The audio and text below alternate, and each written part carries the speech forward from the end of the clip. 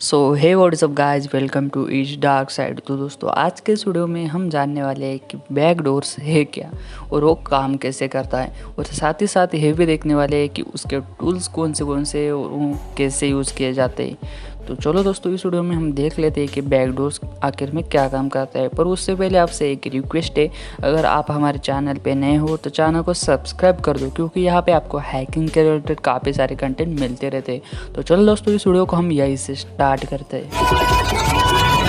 तो दोस्तों, basically backdoors को अगर हम सिंपल वे में समझें तो बैक साइड का जो भी कुछ होता है उसे बैकडोर्स कहते हैं। मतलब किसी चीज़ को छुपके से करना, जिसे बैकडोर्स कहते हैं। तो मैं आपको एक्सप्लेन करता हूँ कि बैकडोर्स आखिर में होता क्या है। तो फर्स्टली हम देखते हैं कि what is a backdoors. Okay, तो बैकडोर्स बेसिकली होता क्या है। तो बैकडोर्स एक ऐसी चीज़ है, मतलब यूज़र को, अगर मैं यूज़र हूँ और आप हैकर है, तो अगर आपने मेरे साथ, मतलब मेरे सिस्टम के साथ बैकडोर्स अटैक किया है, तो अब वो बेसिकली रन कैसे होता है, यूज़ कैसे होता है, मैं आपको वो बताता हूँ। तो बैकडोर्स मतलब जो स्क्रीन पे दिख रहा है मुझे, कुछ जो भी चल रहा है वो होता है यूज़र इंटरफेस, और उसके पीछे जो कोडिंग चल रही होती है, पेलोड्स एक्टिव होते हैं, वो होते हैं बैकडोर्स। तो आपने जो पेलोड ऐड किया है मेरे सर्वर पे, मेरे सिस्टम पे, वो सिंपली हो जाता है ऐड बैकडोर पे।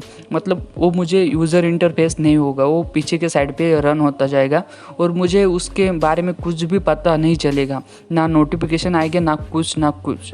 तो ये होता है बैकडोर्स बेसिकली। और अब इसे करते कैसे है और वो कौन से टूल से करते हैं, हम आगे वो भी जान लेते हैं। तो मैं आपको पहले बताता हूँ वो कैसे किया जाता है।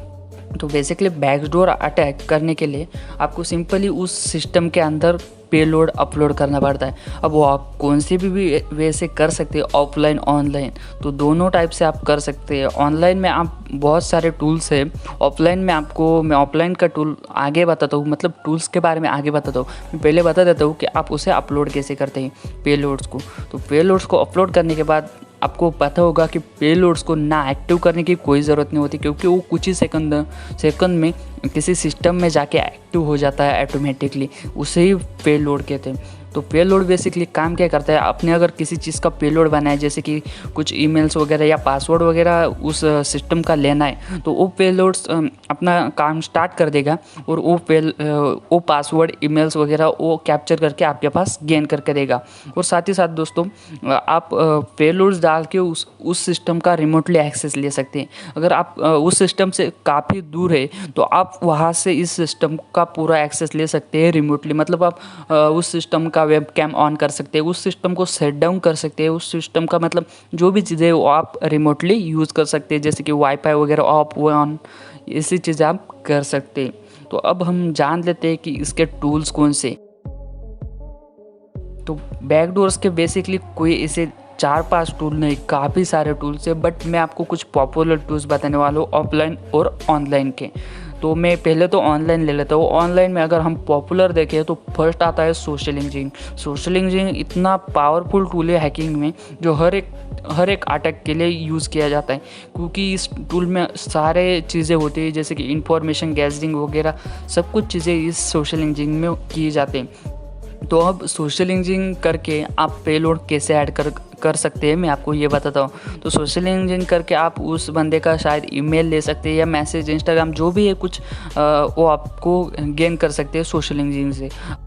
सो बेसिकली किसी बंदे का मतलब सोशल इंजीनियरिंग करके उसकी इंफॉर्मेशन लेके और फिर उसे मतलब ऐसे फ्रेंडली बोल के उसके पास एक लिंक सेंड करते हैं हम सोशल इंजीनियरिंग के लिए।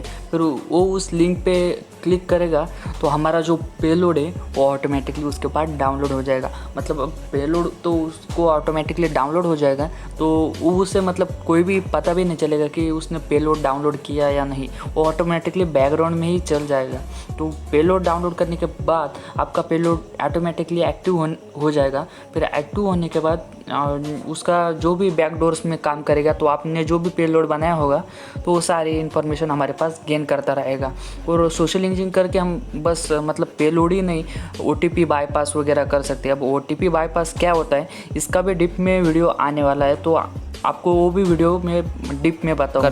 मैं अगर आप ऑफलाइन एग्जांपल लूँ तो हम रबर डकी ले सकते हैं। तो रबर डकी आपको पता ही होगा कि वो किसी भी सिस्टम में प्लग करके अपना काम स्टार्ट कर देता है, कुछ 10 सेकंड भी नहीं लगते उस चीज़ को। तो वो आप अगर किसी के भी सिस्टम में प्लग कर दो और आपने जो प्ले लोड क्रिएट किया है उस प्ले लोड को उस सिस्टम में अपलोड होने के बाद वो एक्टिवेट हो जाएगा। उसके बाद आपके पास वो इन्फॉर्मेशन सेंड करता रहेगा। तो इसी तरह से बैकडोर पूरी तरह से काम करता है। अगर आपको ये वीडियो में बैकडोर समझ आया तो इस वीडियो को लाइक कर देना, चैनल को सब्सक्राइब कर देना। और दोस्तों मिलते हैं अगले न्यू वीडियो के साथ, तब तक के लिए बाय।